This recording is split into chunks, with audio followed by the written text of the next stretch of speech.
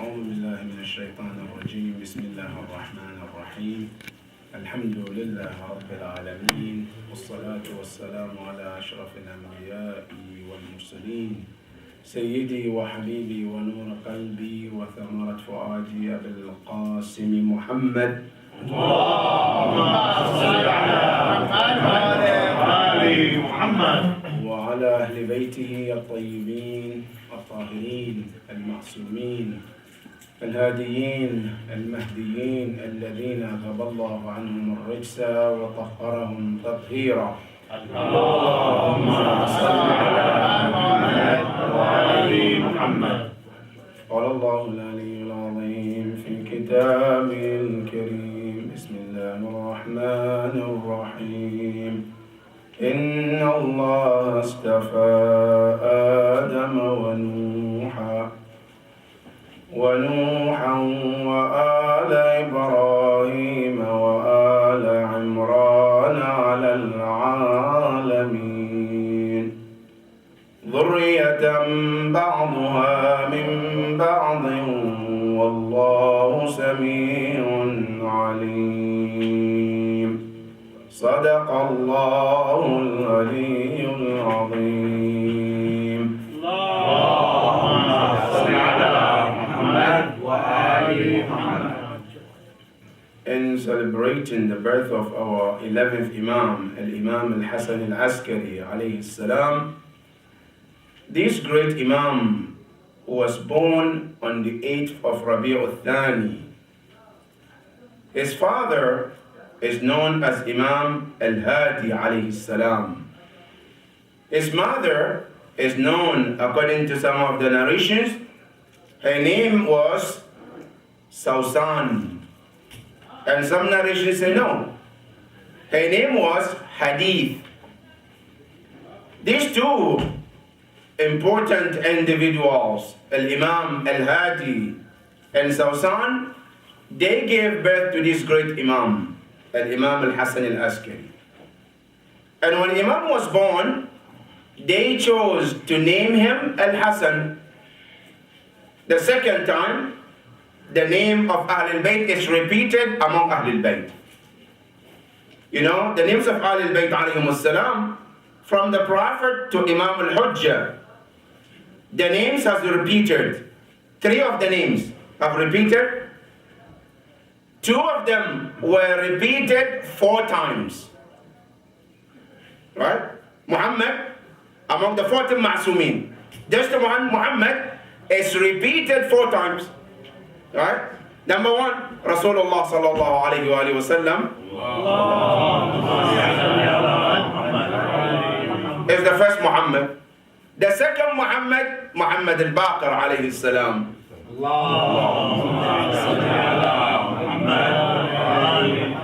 The third Muhammad is also Muhammad al-Hadi.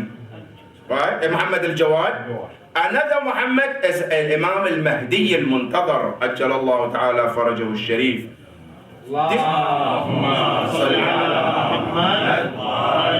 These are 4 Muhammads.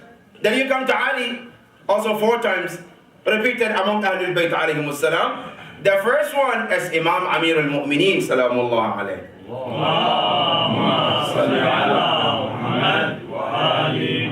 The second Ali is Imam Zayn al-Abidin, salamullah alayhi.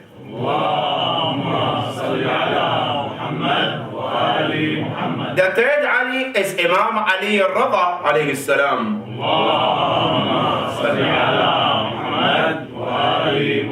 The fourth Ali is Imam Ali al-Hadi alayhi salam.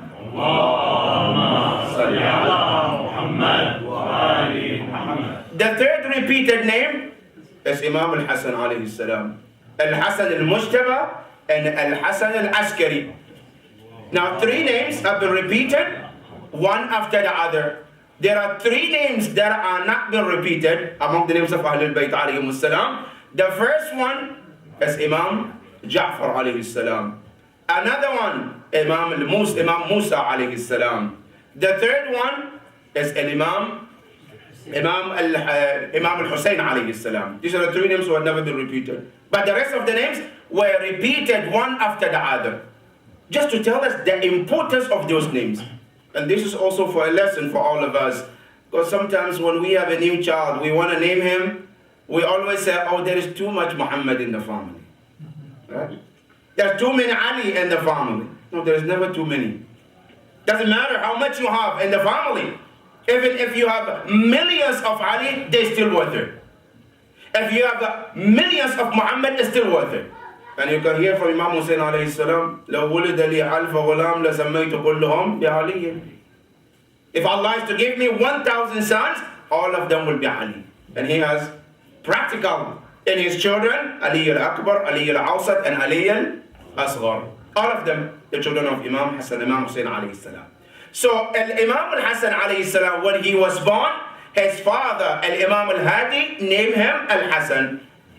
Not only he named him Hassan, he also gave him al-Qab, nicknames.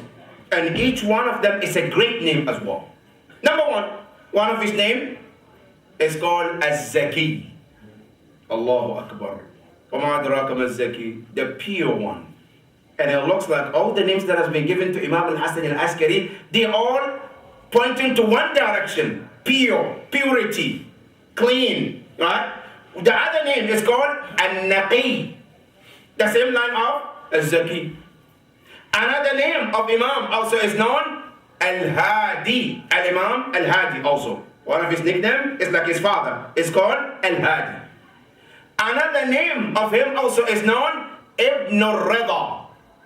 And by the way, there are 3 Imams of Ahlul Bayt alayhimus salam. There are 3 of them, they are known Ibn al-Rida. Why are they named Ibn al-Rida? Because when you go back to the history, Al-Ma'mun, la'anatullah alayh, when he forced Imam to take and become his successor, and Imam refused, and he forced, and Imam accepted, with the condition, I will never interfere in anything. So, okay. After Imam accepted with this condition, he then printed the picture of Imam on the money. The currency of that time, they put the picture of Imam. Now, this money went around the globe, where a lot of people, they recognize Imam al-Rida through that money. What?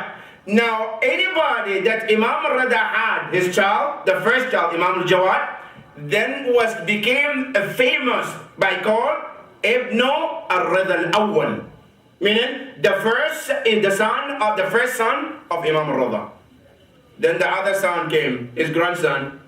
Also Imam al-Hadi is also called Ibn al-Rida al-Thani. Imam al-Hassan al-Askari also was named Ibn al-Rida al-Thalith. So they all have this title, Ibn al-Rida, Ibn al-Rida, Ibn al-Rida.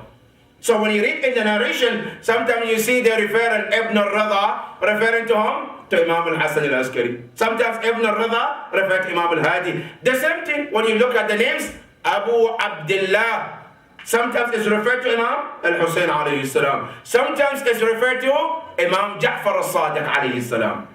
So the same thing. So Imam al-Hassan al-Askari, he was known also as one of his names is Ibn al-Rida. That is one of his names. Another name of Imam al-Hassan al-Askari was known al-Askari. And this name also is known by 2 of them, him and his father. They are always called al-Askariyain. Right? And when you hear al-Askariyain, they are referring to the 2 Imam. Right? One is al-Imam al-Hadi, one is Imam al-Hassan al-Askari. Right? Here, our scholars, they say there are 2 reasons why they call Askariyain. The first reason, some of the narrations, they said they were called Askariyain because they were forced to live under a camp of the army. Well, Askari in Arabic it means an army. Mu'askar meaning an army camp. And this happened with the Imam al-Hadi alayhi salam. After he lived in Medina and had his son Imam al-Hassan al-Askari in Medina, he was forced to move to Samarra in order to be under the watch of Bani al-Abbas. And when he came into Iraq, he was forced to live close to the mu'askar, the army camp, so he can be watched. All his movement, all the activities, who is coming in, who is going out, who brings what, and who takes what out, so they can watch him more closer. Because if he's in Medina, it's very hard to keep track of what's going on, right? So he was forced to come to Iraq. And when he came to Iraq, they put him in that place, and that's why they call al-Askari. Some narrations say no, that was not the reason. The reason why he was called al-Askari, he was called al-Askari because the city that he lived is called Askar. So he was named after that city. That's why it's called al-Askari. That is one of the narration. Whatever the case is, Imam al-Askari lived between his father, Imam al Hujja alayhi salam, and his mother, Sawsan, with the best upbringing one can ever have. Because Imam al-Askari was a child, but you can tell a big difference between him and any other child. One example is mentioned. They say one day Imam al-Askari was passing by. There were children who were playing, busy playing. And an elderly man called him. Ya Hassan, come. He came. Told him, why don't you play with these children? They play, have fun with them. You know what Imam said? Allahu Akbar. His answer was Quran. And really when you hear it said, Ahlul Bayt, they are Quranun Natiq, don't be surprised. When the man asked Imam al-Askari, why don't you play with the children? He says, وَمَا خَلَقْنَا السَّمَاءَ وَالْأَرْضَ وَمَا بَيْنَهُمَا لَاعِبِينَ. Allah subhanahu wa ta'ala didn't create the heaven, the sky, and the earth, and what exists between them for the sake of play. So we are not for play. Allahu Akbar. Now don't be surprised. Allah in the Quran tells you when Prophet Isa alayhi salam was born in the crib, he tells you, I was born and I'm coming with the mission. Right? I'm coming with the mission, which is, Inni Abdullah atani al-kitab wa ja'alani nabiyya. Yahya alayhi salam, before he was born, Allah told him, Yahya, you're not born yet, but you're coming to this world with the mission, not a play. Ya Yahya, khudh al-kitab biquwwa wa ataynahu al-hukma sabiyya. That is Yahya alayhi salam. So these are the people Allah mentioned. They were young, but they have mission. They didn't come here to play because Allah sent them for a purpose. Imam al-Askari, when they asked him, he said, no, I'm here for a purpose. By the way, that doesn't mean that Imams, they didn't play. No, they did. They did have, but they know when to play and how to play. Not like many of us, we just play anytime. Right? No, our Imams, their play was not like any other child. They did play, but they play differently. They know when and how and which place and whom to play with as well. They did know that. Even when you go to the history, even food, when they serve food, Imams, they were very careful.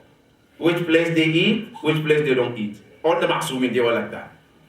And you go back to the history of the Prophet, you know, the Christians, they wanted to test the Prophet. Because in Torah, it was written that the Prophet Muhammad will not eat from haram. Any food that is known from haram, he will not eat it. And Prophet was almost like 5-6 years at that time. The narration said they slaughtered a chicken. And that chicken was the stolen chicken. Then they called children. They served them with food, chicken, rice, go and eat. Everybody came, they were eating. Rasulullah was invited, Ta'al, come eat. The Prophet came and looked at the food and he turned back. Eat, Ya Rasul, eat, Muhammad. He said, no, I'm not going to eat this food. He refused to eat. The other children, they will eat, but the Rasulullah refused to eat because he is pure and he is not supposed to eat from something that is najis, something that is stolen. That's Ahlul Bayt alayhimus salam. Now this Imam alayhi salam, Imam al-Askari, he lived with his father for the period of 22 years before his father was killed. Imam al-Askari lived a life of purity, even though he lived the most very difficult life. Difficult than any other Imam that you can imagine. Because all the Imams, they live difficult lives. But the Imam al-Askari, his life is so difficult in different ways. Number one, because during his time, they were not giving Imam a chance to even speak. The rest of the Imams, from Imam Ali alayhi salam, when you go to the history, you're going to take a book of Alam al-Majlisi, Bihar al-Anwar, and read all the history of the Imams. From the beginning till end, you will find there's so many narrations from all the Imams. But the fewer Imam that you can find his hadith is Imam Hassan al-Askari. That's why when you go, you got Qala al-Imam, Qala al-Imam, Qala al-Imam. But when you come to Hassan al-Askari, you hear Katab al-Imam al-Hassan al-Askari. Very few you can hear Qala al-Imam al-Hassan al-Askari. Because his time was very tough. When he was in the prison, they would not allow anybody to even visit him. Right? Somebody wants to come and visit, they have to pretend. Why? Because if you come to visit him, you're going to be in trouble too. You come to visit him, your visitation is a trouble for you as well. So Imam al-Hassan al-Askari, all he used to do, he used to keep contact with writing. Even after his son was born, the 12th Imam, he always communicated with his companions through writing, to prepare them, telling them about what to do, what the Prophet said about the 12th Imam, his coming, everything. Most of what he said is always put into writing. That is Imam Hassan al-Askari. This great Imam al-Hassan al-Askari, when you come to his life is so unique in different ways as well. The first unique about his life, when you go to this Imam, even though he has so many difficulty in his life, but he managed as much as possible to deliver his responsibility. In prisons, Imam al-Hassan was always doing his job. One of the examples, when Imam al-Hassan alayhi salam was put in prison, and by the way, we have certain Imams who were in prison, and some of them were not in prison. One of the Imams who went into prison is Imam al-Hassan al-Askari. Imam al-Kazim was in prison as well. Right? So Imam al-Hassan was in prison. And when he was in prison, Imam al-Hassan alayhi salam was in there. And then the government sent the information that he heard that Imam al-Hassan al-Askari is not being tortured as much as he should. Allahu Akbar. He should be tortured more. So what happened? He sent a message to the guard, the prisoner guard. He told him, I want you to find me a man who is the worst security guard you can ever find. And ask him to be a guard on Imam al-Hassan al-Askari. And ask him to torture him as much as he could. Okay. He looked and he found two men, which are considered the worst people you can ever find. They sent them to Imam Hassan al-Askari.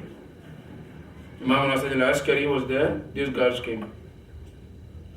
Imam Hassan was always busy with his prayer, reading Quran. 3 days, those guards went with Imam al-Hassan in the prison, watching him, making sure that nobody comes in, nobody goes out. After the third day, they walk in to check on Imam al-Hassan al-Askari, how much he has been tortured. Allahu Akbar. They came and found those two guards were praying behind Imam al-Hassan al-Askari. The security guard was shocked. So, I didn't send you to come and be a friend. I sent you to become an enemy and punish him. Allahu Akbar. Then they asked him, so what happened to you guys? Listen to their answer. ما نقول في رجل نهاره صيام وليله صلاة. What can we say about a man? All his day. The day is nothing but fasting, and the night is nothing but prayers. Wallah, these words that they saying is worth it more than anything you can think of. Why? Because there is one point. He mentioned, part of the poem he says, Al-Fadlu ma shahida bihi la'ida. The really virtuous of a person is not a virtue that comes from somebody who loves you. No. A virtue, somebody who loves you, they can say a good thing about you. Right? But when a virtue comes from your enemy, it carries more value. Because it's unusual. The enemy is supposed to say bad things, attack, say evil things about you. When the enemy comes and says something positive, that has more weight than anything you can think. And these people were enemies of Imam alayhi salam. But Imam alayhi salam was able to change them. And they became friends. They became followers of Imam al-Askari. And that is one of the beauty of Imam al-Hasan alayhi salam. Not only that, Imam al-Hasan was in prison. A man sent him a letter. And he was asking him, and I wish every person living in this part of the world should listen to this saying of Imam. Why? Because it has to do with anything in our life of today, especially in the West. Because you know, one of the biggest problems people face, especially in America and the West, is the problem of depression. Right? Now, mashallah, when you go, there are psychologists and psychiatrists, and mashallah, they make more money on people who are depressed day and night, right? Now, a man wrote to Imam, is asking him, Yabna Rasulullah, I am facing depression. What can I do? Allahu Akbar. Imam al-Hasan alayhi salam didn't write prescription. No. He diagnosed him the cause of depression first, and then he gave him the remedy, the treatment. What did he say? Imam al-Hasan alayhi salam told him, listen, this depression that you are complaining about, he said, it's nothing but the cause of this is from hubb dunya. The cause of depression is from hubb dunya. How? He said, look, the hubb dunya, it comes from this, that when you have something, you always look at somebody who is above you. You want a house. At the moment you get a one single bedroom, is that over? No. Now we finish. That's the grade 1, right? Now we have to go to second grade. Now I'm looking for 2 bedrooms, right? You get the 2 bedrooms. Is that over? No, I want 3. I want 4, right? You drive Toyota Camry 2001 or 1999, right? Now you're looking for the newer version. Now you get it. You think it's over? No, I want, right? You always look at what? At something that is ahead, right? So this is the cause of depression, because you're always looking for something, right? You're always chasing. And you know, Imam Ali alayhi salam, he mentioned in one of the hadith, is a hubb dunya ghayatul la tudrak. Love of this world is an aim that cannot be reached. And really, America has a beautiful way of putting it. This hadith of Imam Ali, right? It's a ghayatul la tudrak, cannot be achieved. And America come and put it, calls it American dream, right? Because dream is not a reality, right? You sleep, you take out $1 million. You wake up, it's nothing. Right? That's the dream. Right? Imam Ali alayhi salam tells you, if a person put in their heart the love of this world, it's a goal that can never be achieved. Never. Right? And Imam Ali mentioned in the hadith also, he says, Amalun la yubla, hope that can never be achieved. Right? And he says another hadith, he says, wa shuglun la yanfad. A person will be working and working that will never have an end to all. Right? That is the hubb dunya. So Imam al-Askari mentioned to the man, he said, the problem is here. You always look at somebody who is ahead of you. And when you get that, you want somebody ahead. When you get that, you want somebody ahead. So you always have continuously struggle. Right? He said, that is where the problem is. Now what is the remedy? I said, listen, the remedy is always look at someone who is below you. Allahu Akbar. Always look at somebody who is below you. In umur dunya, right? But in akhirah is opposite. Akhirah, always look at what? Somebody ahead of you. Don't look at somebody who is below you. Don't look at somebody, oh, he doesn't pray 5 daily prayer. I do 3 salats. Alhamdulillah, I'm better than him. No, don't look that way. Right? He doesn't fast the whole Ramadan. I fast maybe, he fasts maybe 1 or 2. I'm going to do 15 days. I'm better than him. No, don't go that far. Right? and Umur al-Akhirah is opposite. Look at somebody ahead of you. And Quran mentioned, وَاسْتَبِقُوا الْخَيْرَاتِ سَابِقُوا إِلَى مَغْفِرَةٍ مِنْ رَبِّكُمْ. There should be a competition towards Allah subhanahu wa ta'ala in Akhirah. But in dunya, it's opposite. Always look at somebody who is less than you. Right?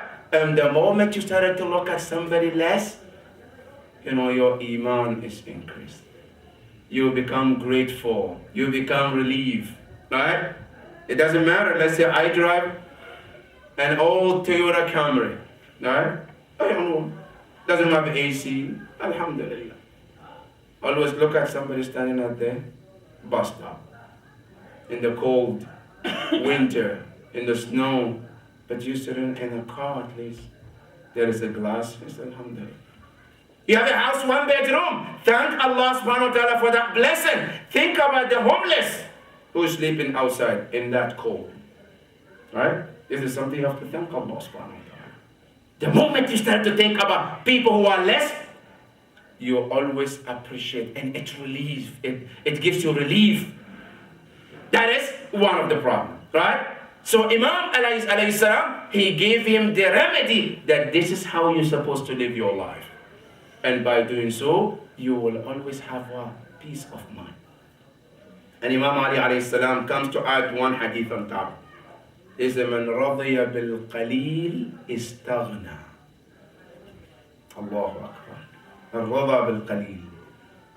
When you're happy about something, the small, alhamdulillah. Istaghna. You are the richest person on the earth.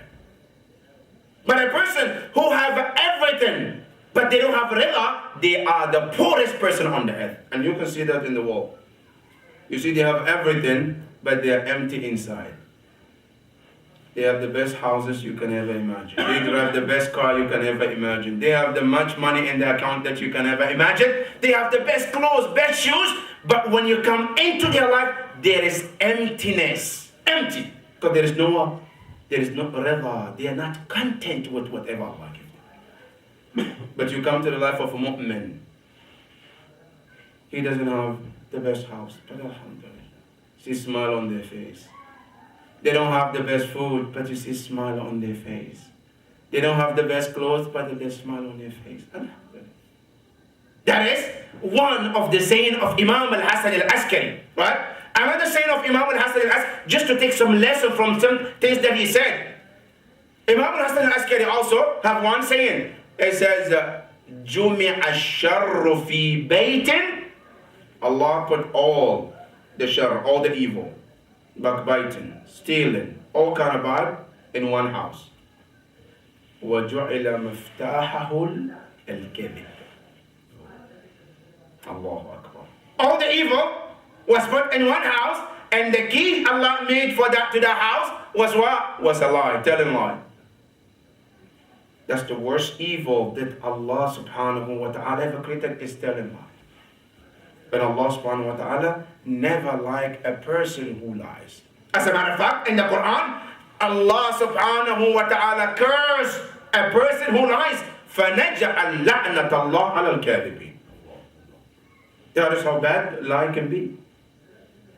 And there is nothing called white lies in Islam. We always find an excuse to lie, right? So we call this is white lie. It's just okay to do it. No. Yes, in Islam there are some few exceptions Islam has given. That one is allowed if it's necessary. If it's not allowed to do that. And one of them is fi islah ذات البين. When a person is reconciling between two, a husband and wife, you want to tell a lie in order to bring them together. Islam says okay. Another situation, to save a life. It's okay in order to save a life, to lie. But not that I want to lie because I don't want to give somebody. Right? You know what we call, somebody comes and said, brother, I need $1,000 a loan. And what do I say? I say, wallahi, I don't have it. And wallahi, I don't have, I mean, not in my pocket. But it's in my bank though. But not in my pocket. Wallahi, I don't have it. But I mean in my pocket right now, There's no $1,000, but I don't mean I don't have it. I have it. It's called white lies, right? Just to get away with this. There is us. Allahu Akbar. Imam Ali alayhi salam, he said, Wallahi ma kadhabt wala kudhibt منذ علمت أن الله يمقت أهله. So I never lied and never told a lie since the day I knew Allah disliked the people who lie. Never lie. And not to lie, sometimes, mashallah, just to go a little deeper, sometimes we think it's okay to lie to your wife. Where's my wife? Where's she gonna go? Right? She's stuck with me, so I can tell her anything. Right? Oh no, I can lie to my wife, to my child. Right? This is all haram in Islam. You're not supposed to. So Imam al-Hasan alayhi salam, he tells us in the hadith, جُمِعَ الشَّرُّ فِي بَيْتٍ, all the evil was put in one house, وَمِفْتَاحَهُ الْكَذِبِ. That is Imam al-Hasan al-Askari. Imam al-Hasan al-Askari, he was in the prison, but he was taking care of all the ummah as well. Allahu Akbar. Imam al-Hasan alayhi salam used to write a letter to his companions, telling them how to prepare for the appearance of his son. And by the way, he has only one son. And that son is Imam al Hujja, that's it. Not like other Imams, they have more than one child. Imam al-Hasan only had one son. And that son is the son that will come and rescue the entire universe. Allahu Akbar. And then Arishi said, this great Imam al-Hasan al-Askari alayhi salam, when his wife was pregnant with his son, Imam al Hujja, he called Hakima and he asked her to come to the house. Because when his wife was pregnant with Imam al Hujja, nobody knew.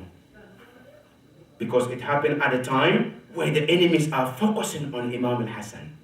But they knew about he will be the one to have the last Imam who will come and change the entire world. So a focus was on Imam al-Hasan. The same thing at the time of Fir'aun. When Fir'aun heard there will be a child who will be born to come and take the power from him, Fir'aun was focused on every child that will be born at that time. Bani Abbas, they have similar at that time. They were focusing on every child that will be born, especially from the Ahlul Bayt alayhi salam. So what Allah subhanahu wa ta'ala did, Allah subhanahu wa ta'ala made Imam al Hujja's mother was pregnant, but nobody noticed. Even Hakima, when she came to home, Imam al-Hasan called her. She came home and he told her, Inshallah, tonight we will be blessed with the child. Wallah, she couldn't believe. She was looking at Imam al Hujja's mom and she was saying, Wallah, ma alayya min athar al-hamil. There's no sign of pregnancy on her. Nothing like that. Then Imam al Hujja, Imam al-Hasan al-Askari was telling her, Wallah, inna al-amra kama akhbartuk. The matter is as I told you, tonight Allah will be blessing us with this child. She was in the house all day, hoping that the baby will be born. She didn't see anything. At night, she wanted to leave. Imam al-Hasan al-Askari was in his room and he saw the aunt was leaving. Imam al-Hasan al-Askari called her. Ya ammati ya Hakima, Wallahi inna al-khabar kama akhbartuk. Don't leave. When you look at her and you don't see the sign of pregnancy, he said that doesn't mean that she will not give birth. She will be giving a birth. Allahu Akbar. And then Aisha said, she came back and Qubayl al-Fajr, before the Fajr, that was when she started to go into labor. And Hakima, the aunt of Imam, she woke up and she was shocked.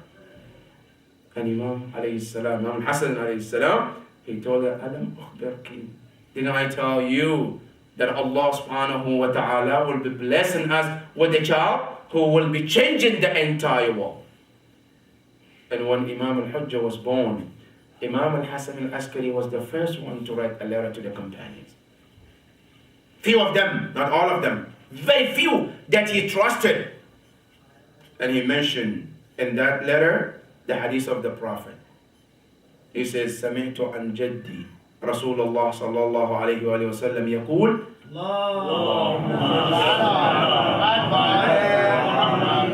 أفضل الأعمال أمتي انتظار الفرج. The best deed, right, of my ummah is to be waiting for the relief that will be coming from Allah subhanahu wa ta'ala. And he meant with the dhuhur of Imam al Hujja. That is Imam al-Askari. And then he gives some of the signs that will happen. And when you go to the book that we have about the alamat al-dhuhur of Imam, one of those signs, most of those signs come from Imam al-Askari. About what to watch, what to look for, and what to expect, and how to become one of his real companions if you want to be one of them. All these signs were mentioned by Imam al-Askari, preparing the ground for the companions. And one quality of Imam al-Askari was giving, sharing with others. Imam al-Askari is like his grandfather, Imam Zayn al-Abidin. They never said no to anybody. And wallah, this is one of the good qualities we should take. You know, Ahlul Bayt alayhimu salam, even when somebody comes and you know they're lying, I say you should still give them anyway. Give them. That's akhlaq of Ahlul Bayt alayhimu salam. And you can see, for us, that when he was describing Imam Zayn al-Abidin, he said, مَا قَالَ لَا قَدٌّ إِلَّا فِي تَشَهُدِ. He never said no to anybody. And he said, لَوْلَا التَّشَهُدِ كَانَ لَاؤُهُ نَعَمْ. Allahu Akbar. Ahlul Bayt alayhimu salam never rejected anybody. Imam Hassan al-Askari, they say one day a man walked to him, and he's called Ismail ibn Muhammad, and he was professional beggar. And it's haram in Islam, by the way. Wanted to make his job to be begging and asking, it's haram in Islam. This man, that was his job. He goes around begging people, give me, give me. Islam doesn't allow that. He came to Imam al-Hassan al-Askari and was begging, and was telling Imam al-Hassan al-Askari, I don't have food at home. I don't have anything. We have been starving. You know, if you tell me, I don't know what is in your house, right? But when you're telling that with Imam, when you're talking to Imam, you have to be careful. Because as you speak, he can see your house. He can see what's going on. Now look at the Isa alayhi salam in the Quran. What did Allah say about him? Isa alayhi salam was telling the Hawariyin, he said, وَأُنَبِّئُكُمْ بِمَا تَأْكُلُونَ وَمَا تَدَّخِرُونَ فِي بُيُوتِكُمْ. I can tell you what you're hiding in your own houses. That's the Prophet Isa alayhi salam. Ahlul Bayt alayhi salam, they are the same one. They can see. Imam al-Hassan alayhi salam, this man was telling him all the lies, and Imam was laughing. After he finished, he said, okay, this is 200 dinars. He took the 200 dinars. Before he turned, Imam said, wait. Yeah, Ismail. 2 points. Number one, Allah doesn't like being professional beggar. Find your halal income where you can take care of your family. He said, okay. The second one, he said, before you came to me, you have money. But you went and dug a hole and put the money in there, hiding it. Like that was your bank, right? You were banking there. He said, but that was a bad bank. What happened? He said, because your son saw you when you were digging the hole, and at the moment you turned, he took the money away. So the time that you go back, the money is already gone. Allahu Akbar. And that is one of the alaim. When we say about Ahlul Bayt alayhimu salam, they have ilm al-ghayb. One of the examples is this. When the man was hiding the money, was Imam Hassan was there? No. When his son was taking the money, Imam Hassan was there? No. How did he know? Ilm al-ghayb. Allah subhanahu wa ta'ala gives the knowledge of unseen to certain people He wishes. And this doesn't have, you don't have to be a prophet. No. Khidr alayhi salam was given ilm al-ghayb. He saw things that Musa alayhi salam couldn't see. And he was not a prophet, according to most of our scholars. So you don't have to be a prophet for Allah to give you ilm al-ghayb. And Imam al-Hassan al-Askari had that. Imam al-Hassan al-Askari, now only he lived a very simple life. Very simple. Wallah, this is something that I really want us to go back and learn the history of our Imam, how they lived their life. And that simplicity is what was able to bring people close to them. All the Prophet, from the Prophet up to the 11th Imam, all of them, look at their life. They live very simple life. And they encourage Ahlul Bayt to follow the same example. Simple in food, simplicity in clothing, simplicity in the house that we live in. And when you go to understand this, go to the saying of Imam Ali alayhi salam. Imam Ali alayhi salam said, يَكْفِيكَ مِنَ الدُّنْيَا. I said, and the entire world that you have. I said, you don't need anything. Right? Must have the Quran that you read to get closer to Allah subhanahu wa ta'ala. And the clothes that you wear, that's all you need. And he said in one of the saying, he said, let me tell you, the clothes that you wore and it became a rag, right? That is your clothes. But as long as the clothes is still good, it's not yours. Because the moment you pronounce deceased, it's not belong to somebody else. That's not yours. The clothes is the one that is yours, is the one that you already wore and nobody have any desire in that. That is your clothes. The house, the real house that you're supposed to worry about is not the house that you live in. It's the grave that is waiting. That is the real house that one has to work for. Right? The simplicity that our Imams they live, that is the life we need to adopt. That is why they are our Imams. That is why they are our leaders. We have to emulate and follow them. And follow their examples and to become the true followers of them, inshallah. May Allah subhanahu wa ta'ala help us to be the true followers of Imam al Askari, Ya Rabbil Alameen. Ya Allah, we ask you, his teachings, Ya Allah, let it be the teaching that we follow and we live in according to those teachings, Ya Rabbil Alameen. Ya Allah, we ask you, give us the tawfiq to visit his shrine in this world, Ya Rabbil Alameen. And Ya Allah, grant us also the tawfiq to be among those who will be among the shufa'a of Imam alayhi salam. Ya Allah, we ask you, we have needs. Some of us have been going through difficulty. Some of us are sick, Ya Allah. For the sake of this great Imam, Ya Allah, give shafa'a to all mu'minin and mu'minat, Ya Rabbil. Ya Allah, those who are going through difficulty, for the sake of this great Imam, Ya Allah, make things easier for all mu'minin and mu'minat, Ya Rabbil Alamin. إلى أموات المؤمنين والمؤمنات رحم الله من قرأ الفاتحة مع الصلوات. اللهم صل